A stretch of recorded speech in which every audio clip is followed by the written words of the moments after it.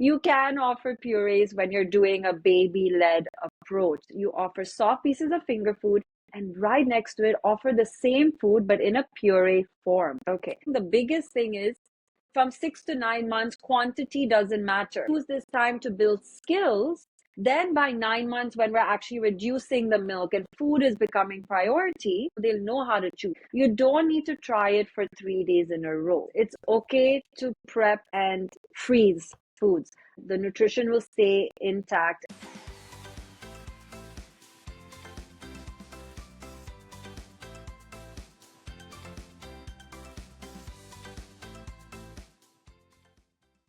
Welcome to another episode of the Modern Indian Parent Podcast, a podcast that is redefining parenting in Indian families. I'm Sanchita Daswani, a pediatric nutrition consultant. Rinie Gupta, a pediatric sleep consultant, and every week we are bringing you fresh episodes all about Indian parenting. Now let's bust some myths and own our modern parenting choices, even if Nani and Dadi don't agree with them. Today's topic is how to prep meals for baby-led weaning. I know so many parents out there, they really want to give baby-led weaning a go, but they're a little overwhelmed in terms of how to start, where to start, what to offer. So we are really going to be going through all of that in this episode. I am really excited about this episode because when I was starting solids with my baby, I was just advised to give her lots and lots of purees and ragi porridges and this porridge and that porridge. And I just didn't know how am I ever going to get her ready to eat real food. So today's episode is going to be great to learn all about that. So before we get into baby-led weaning, for all the parents listening, I am a pediatric nutrition consultant and I have been doing this for about 4 years now. So what I do is when it comes to meal times with kids, whether it's how to offer balanced meal, when to start solids, what foods to offer, that is where I come in to really support parents. And it really stemmed from my journey of having twins and giving them foods like rice cereal and purees for the longest time. And, after a point, I was like, am I doing the right thing? Are they getting enough nutrition, especially being vegetarian? And when I started studying and looking into it, I realized I wish someone had told me this or just filtered the information out there. It's not like the information isn't there for us. It's sometimes overwhelming for us. So we just kind of stick to one book, stick to the basics or what our in-laws or dadi or nani are telling us. So I actually studied, I got certified, and I've been helping parents all over the world just to make it easier for parents so that they can really enjoy meal times. That's what I really want. And what do we want for our kids? That they have a good relationship with food and they eat nutrient dense meals. And that's what I really help parents do. That is going to be so exciting because I think you all can be assured that you're getting amazing information from a certified professional. So let's get right into it. Sanchita, if your family has decided to opt for the baby-led weaning approach for starting solids, what meals can they start offering from the very beginning? That's a great question because I think the first thing for parents is like, okay, where do we start? What can we offer? So I want to clarify for parents out there, baby-led weaning is when you offer soft pieces of finger food to your baby. And you can also offer some pureed versions of food, but those are only the foods that we would eat as a family in terms of a pureed form. So like yogurt, dal, oats. So what I want to actually talk about today is more of a combination approach because I know for a lot of, especially Indian parents, it's a bit overwhelming to just go straight to, baby-led weaning, finger food straight from the family pot. So I like to call it a baby-led approach. So I'd love to call that for this episode because I know baby-led weaning is quite strict in that term itself. So when you start solid at 6 months, keep. Hey, modern Indian parent. If you're watching this episode on YouTube, don't forget to subscribe to our channel. If you're listening on Spotify or Apple Podcast, do follow. We thank you for your support. Keep it simple. Start with a variety of fruits and vegetables. And especially if you're living in a place like India where there are seasonal fruits and veggies, go for those. Why are these so important? Because it's such a good first experience for your child because they will see different colors, different tastes. And that's what we want when starting solids. So when you start with fruits and vegetables for the first few weeks. And then after that, start introducing some iron-rich foods. So if you're vegetarian, start with some dal, make sure including peas and broccoli. If you're non-veg, you can go ahead with some chicken, some lamb. And when you're preparing the foods, make sure they're soft, thick pieces of food and you can squish them easily between your fingers. Okay. Now, what I want to tell parents out there is you don't only have to offer that. Okay. You can offer purees when you're doing a baby led approach. There's no hard rule about it and it's okay. So, what I love to do is tell parents you offer soft pieces of finger food and right next to it offer the same food but in a puree form. But the difference between spoon feeding and this approach is that you are going to preload the spoon and offer it to baby so baby can practice putting it in their mouth. Oh my God, thank you so much for introducing the idea of offering fruits and vegetables and the difference between a pure baby-led weaning approach, a very strict kind, and what Yeah. you're talking about. Now, Sach, let's say if it comes to planning the meals itself, would you recommend that we offer the same food for 3 days? Or how many fruits and vegetables exactly are you talking that we should be introducing within the first 3 to 4 weeks? So when you're starting, two things I want to tell parents is it doesn't matter what you start with. So I know you must have heard, oh, you have to start with veggies, otherwise your baby will have a sweet tooth. So just know that breast milk and formula are sweet. So babies already have a sweet tooth. So don't stress too much on, oh, I gave apple the first day and now my baby will only want sweet food. Their taste buds are changing. So just choose any and then do that for about 3 weeks. And then the second thing is, which you were asking about, do you have to do it for 3 days in a row? So let's look at it realistically. Suppose you offer your baby a banana at 12 o'clock. Your baby has a few bites. And then what are we actually looking out for? Are they gassy? Is there an allergy? Or are they constipated? You will know within that day how they feel. You don't need to try it for 3 days in a row because actually studies are showing the more variety we give from 6 to 9 months, the stronger their taste buds, the stronger their gut, and the less chances of picky eating. So you don't have to offer the same food for 3 days. But of course, if you feel like that day your baby was having an off day, he didn't even look at the food or just had one bite. Some babies actually do better when they see the food the second day and they're like, I just saw that yesterday. I feel more comfortable. So again, there's no set rule, but what I want to tell parents is this whole 3 day thing is outdated. It's not like we're not going to give banana again. We'll give banana again next week with oats or with avocado. So you don't have to follow this strict 3 day rule. Got it. Got it. I understand. So, what about a timeline that you would suggest? So, let's say your baby is starting solid at 6 months. What should we offer between the 6 to 7 months? What do we offer between 7 to 8 months? What do we offer beyond 8 months? How would you plan that out? Okay. So what I would say is the first 3 weeks, get some fruits and veggies in and some iron-rich foods. Post the 3 weeks, then what you do is you start with your grains. So I know a lot of parents, especially Indian parents, we are told to start with rice and ragi, but I just want you to remember those are quite heavy.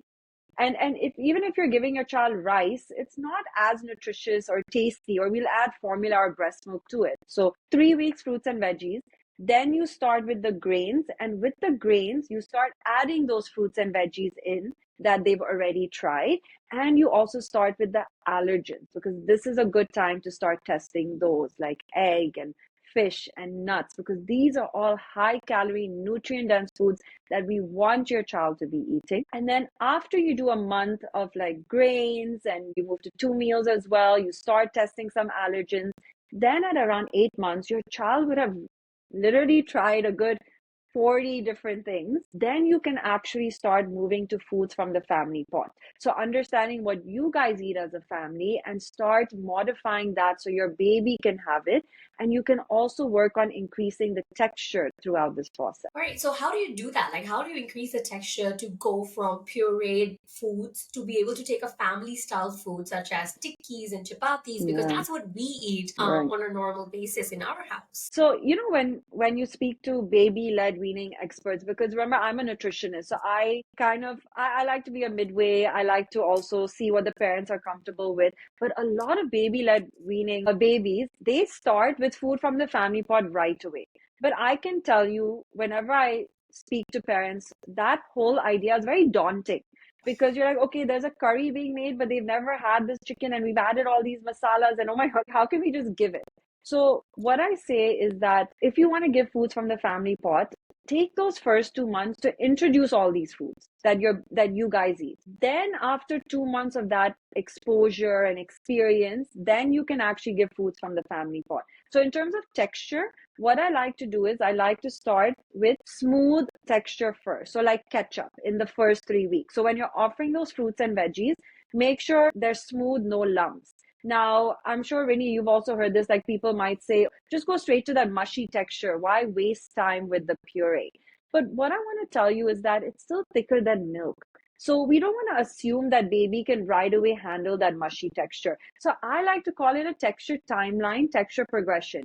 First 3 weeks, start with that smooth, no lump texture like ketchup. After 3 weeks, when you start with the grains, then automatically when you're cooking the grains, it will have that bit of grainy texture. So your baby can still swallow it, but then they start feeling something in their mouth. Okay. And alongside, they're practicing with the finger food. So they're practicing chewing. Then at around 8 months, you can start with things like tikkis and pancakes. So you're still going to make it soft. You're still going to make the pancakes spongy, but because they've had 2 months of good practice, they can actually handle that texture.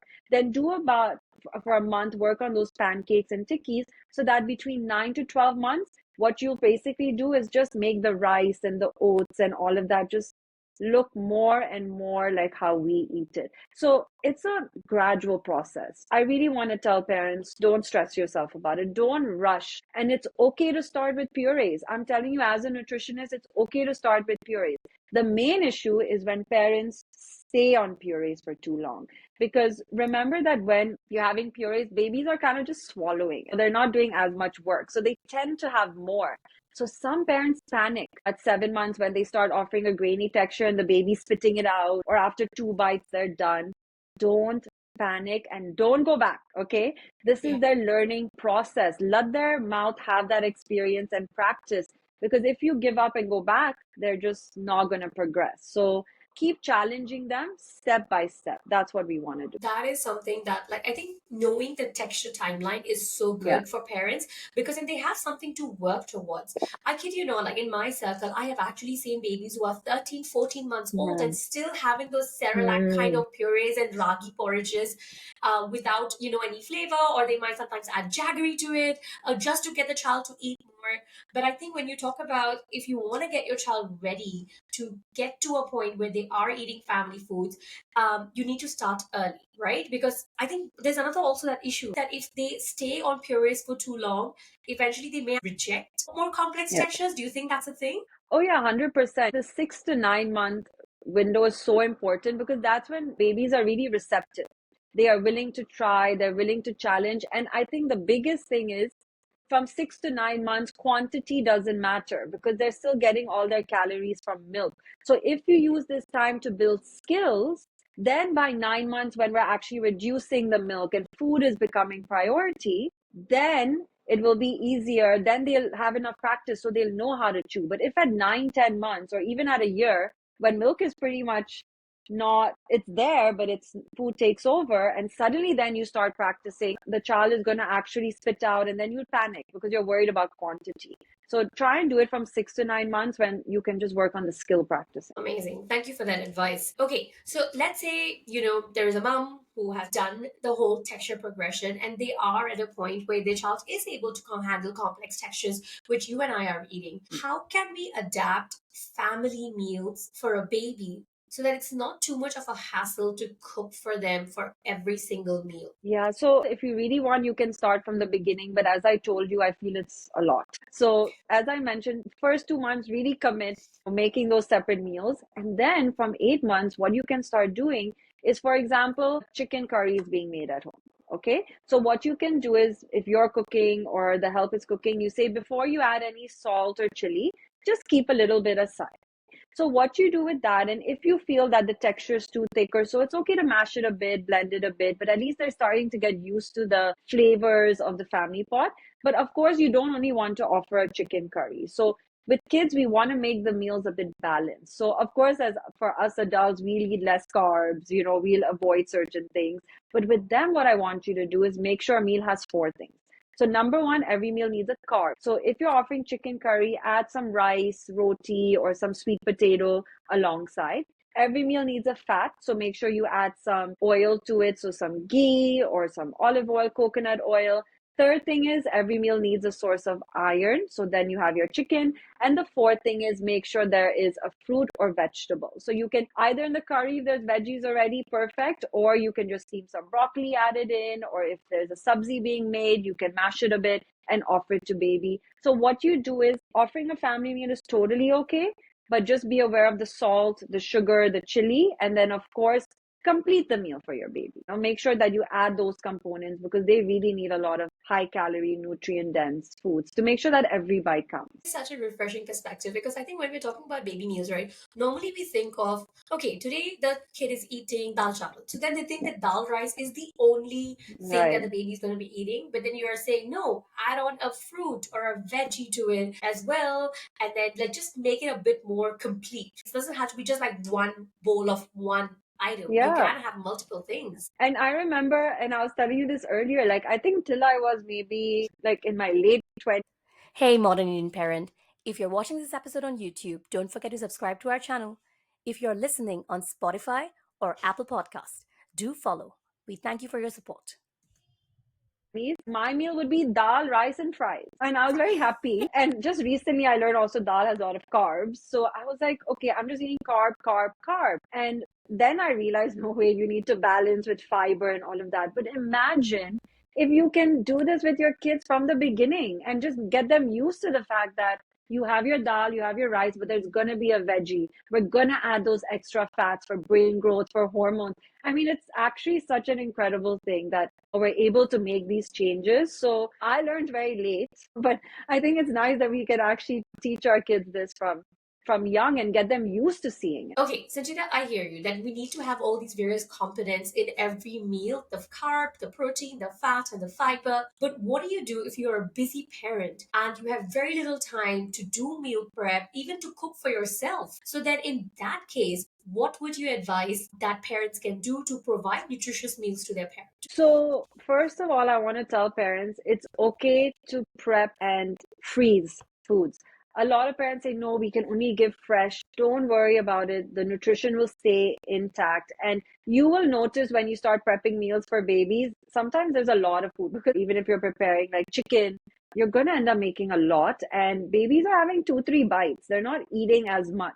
So you will have leftovers. So the rule of thumb is if you want to offer it the next day, you can keep it in the fridge and it can last for about 24 hours. So I'm doing more of a cautious approach. It can be a bit longer, but I would say offer it by the next day. If you want to offer it next week or so, totally okay to freeze it. You can freeze them in ice cubes for up to a month. So, number one, it's okay to prep and it's okay to put it in the fridge or freezer. And the second thing I would say is sometimes don't think too much. If you're out and you're like, okay, I need to go, just take a banana, mash it, add some ground seeds to it. It's okay to keep it simple. Okay. Okay, I love that advice because I think with freezer friendly meals, something like I used to do for my kid, but I used to get judged so much for it by my mom. My mom used to be like, you really are that lazy. You don't want to like just cook something for your daughter every single meal. I'm like, I can't do that 3 times a day. It's really difficult. So we used to always freeze portions of, it could be some portions of khichdi, some purees, other foods, some tikkis. I used to just batch prep. I even used to batch prep and freeze pancakes. Kid you not, I've got frozen pancakes in my freezer right now because we made pancakes yesterday. We had like a bunch extra. Just freeze it and offer it the next week. There's nothing wrong with that. What is your opinion about pre-packaged food? So I'm talking about purees that come in the form of pouches, or you have these jars, or nowadays you literally just get like baby food. Like you could be getting like a bolognese pasta for the baby in like this jar form. So what is your opinion about these kind of pre-packaged foods for babies? So even I used it for my kids because it was just convenient, right? You're like, okay, you're out. Let me just open up an apple, puree pouch and give it to them. So look, it's okay to use it once in a while when you need to. Of course, stick to homemade foods as much as you can. But when we talk about fruit pouches, I just want parents to understand that the fruit pouch has gone through very high heat to make it shelf stable. So to make it shelf stable, actually all the fiber is removed. So actually what you're left with is a very high dose of natural sugar, but it's still sugar. So what I always tell parents to do is just be aware. So if you're offering your child an apple puree pouch, just make sure you maybe add some oat flour to it or sprinkle some ground seeds. Let's just add in some fat and some fiber back in or some protein just to balance it out for the baby. So try not just offer the pouch on its own, but you can add things to it. And there's a lot of packaged foods out there now. So there's even, of course, rice cereal. I started with rice cereal with my kids, and studies are showing every day. Even yesterday, I saw there's another study showing these food pouches are high in arsenic and certain chemicals and all of that. So rice cereal is one thing I would recommend to just avoid because it's not really food and you'll add breast milk and formula to it. What's the point? You want your baby to enjoy the natural flavors of food. So if you can avoid rice cereal, that would be great. Fruit pouches once in a while, make it balanced. And the third thing is, and especially if you're in India, there's some great companies coming out there that are really trying to make friendly packaged foods that are nutritious and decent. They don't have certain ingredients in them. So I would say go for those. And those are okay to use once in a while. But I would say there's three things you need to look out for. Look at the ingredients, make sure no salt, make sure no sugar, and make sure no preservative. So if you see any INS, these numbers, it's not good for your baby's gut because they're really just growing. So it's okay to offer it once in a while, but just look out for those three things. Got it. Got it. So you're saying that it's okay to offer these pre-packaged foods, but then your preference would be, I think the food that you're talking about, it's like these pre-mixes, right? You get the Yeah. millet dosa mix, or you get these porridge mixes that are made of ragi. So I think I've used that now, like especially the brand Slurp Farm. Like I have gotten so many products from them, which I think would classify as a pre-packaged food, but because it's much cleaner, no preservatives, very little, no sugar, I guess that would be a great food option to work with.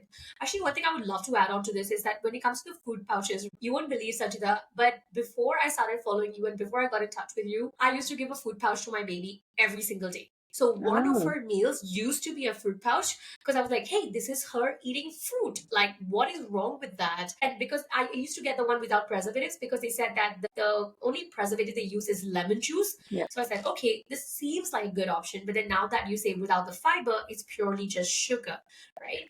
And then And once I started following you, I realized that there are so many better options out there. So I started making food pouches at home. You get nice. these refillable ones that have this zip ending on the other side. So I used to open them up, batch prep a bunch of like, I used to usually do like 2 or 3 fruits, steam them, puree them, put them individually or mix them in different combinations and just batch prep like 6 or 7 of these, put them in the freezer, defrost one per day and still give it to my kid as her like afternoon snack, you know?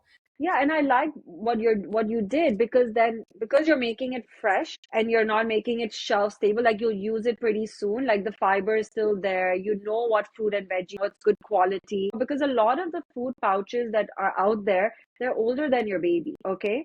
Because they made it shelf stable in that way. So yeah, I think that's such a good idea to do it at home as well because it will at least be you're in control of what's going, but it's still convenient for you. That's actually such a good idea. Yeah, that was it. Like I think that's exactly that statement that you said Hmm. that the food pouch is older than your baby. That is what made me kind of like it just flipped that switch in me, and I said, "Yeah, no, I don't think I should be offering this. Definitely not on a daily basis." Okay, so Sanch, we're getting so much information about how we can make things easier for us. Even we are doing baby-led weaning. Tell me something about what do we do when we are traveling? Because when you're traveling, it's of course much easier to get access and prepare those like pureed cerelacs and porridges and stuff like that. But when we're doing baby-led weaning, the focus is all on self-feeding, finger foods. So what would you advise parents to do if they are following baby-led weaning but they're going on a trip? Okay. So it depends on what stage your baby is at. So if you're just started solids, it's very simple because you're on one meal. So first of all, it's okay if you skip a meal. Nothing's gonna happen. So if you're traveling, you're like it's too much work, no problem, especially if you're going for like 2 days. Number two, wherever you go, you can ask them for any fruit that you don't have to steam. So like papaya, banana, avocado, mango, you can literally just offer it to your baby, cut it in strips and offer it. It's ready. And you can even take some ground seeds with you and sprinkle that. And if your baby is like on 2, 3 meals, has a good amount of food that they've been exposed to, then what you can do is you can ask the hotel to prepare for you some steamed fruits and veggies. You can take your baby cook with you and just ask them, and then you can steam it yourself. And I also want you to do, like, for example, for breakfast, pancakes. So you can do an omelet strip. You can get your baby to try bread, and then you can put some peanut butter or some avocado and let them gnaw on it while you guys are all chilling at breakfast. That's also great exposure for them. So you can definitely still do baby-led weaning, but remember that even us, we eat forages. We have dal rice. So what you can do is you can actually get oats, you can get rice, you can roast it and grind it into a powder, carry that powder with you, and then you can add your formula or breast milk to it, add a fruit, veggie, add some seeds to it, and preload this food and offer it to your baby. So it's still baby-led weaning, as I mentioned, but it's that midway because we also have porridges. They will also have porridges as a baby-led baby. The other option is that there are some good brands out there with ready packaged stuff. You just have to add some water. So just double check the ingredients. That's a good resort to go for, like last resort as well. Right. So it's okay if we are offering all these pureed forms of foods as well, as long as we're still letting them self-feed with a Yes. preloaded spoon. I guess that's the main focus with baby-led weaning. Yeah, and I want to remind parents that it's okay, even if you have to feed your baby a little bit while you're traveling just to avoid the mess. Just remember these two things. What is the issue with spoon feeding? Number one, babies don't see the food. So as long as you're like, okay, look, here you go, you're having dal rice, like just make that little announcement, because the issue with spoon feeding is we hold this and we're shoving food in their mouth, and that's when they're like, what's happening? And they get a little startled. So make sure your baby sees the food before you offer it. And second is no forcing. Of course. So even if you have to feed a bit while you're traveling, if your baby's really turning their head away, just end the meal. And the third thing, actually, what I wanted to say is that if they want to try something you're having, as long as it's a safe finger food, like especially when you're on holiday, you'll be eating different things and your baby's staring at you. It's okay. They can try a pinch of salt, like if they've had it once. It's okay. A lot of parents get so nervous. Like I remember, a client messaged me, oh, I gave my baby a bite of the pasta because she was staring at me. Don't. And she's like, is it okay? Will something happen to my child? I said, don't worry. Once in a while, if they have to eat something from out and try it, they do have that tolerance. We're just not adding salt in their foods every day, but once in a while, if you're traveling and they want to have a bite, no problem. Sash, thank you so much for sharing all these ideas, because I think definitely for me, of course, if I had this information back then, for any parent who's listening right now, they would feel so much more confident to approach baby-led weaning in different scenarios. Even if you're a busy parent, even if you're a parent who travels a lot, doesn't mean that baby-led weaning is something that you should kind of put off, because I know for a fact that it's really good for your baby. We actually have an episode in which we discuss the benefits of baby-led weaning and compare it with traditional weaning, which is a spoon feeding method. We're going to link it right above over here so you can check out this episode to learn more about baby-led weaning. So yeah, as parents, I hope that you're feeling confident listening to this episode. But if you're still feeling a bit lost and need help just navigating this entire starting solids journey, I have a course called Solids Made Simple, and that it's exactly what the title suggests. It makes everything simple for you, and it has pre-recorded videos, literally has everything you need. From the time your baby is 4 months, I have a starting solids prep, how to get them ready for solids, to a shopping list on what are the best things to get, best high chair, best spoons. And then we get into everything: baby-led weaning versus spoon feeding, how to introduce the food, schedules, how many meals, how to make sure your child is getting enough nutrition, what to do at meal times. And I also include personalized meal plans based on your child's dietary requirement. So you really don't need to look anywhere else. It's all there for you to help you. And in case you want more help or you want to work one-on-one with me, I have that option as well. So we will link the details in the caption below. Sounds amazing. Thank you so much for joining us today, and we'll see you for the next episode.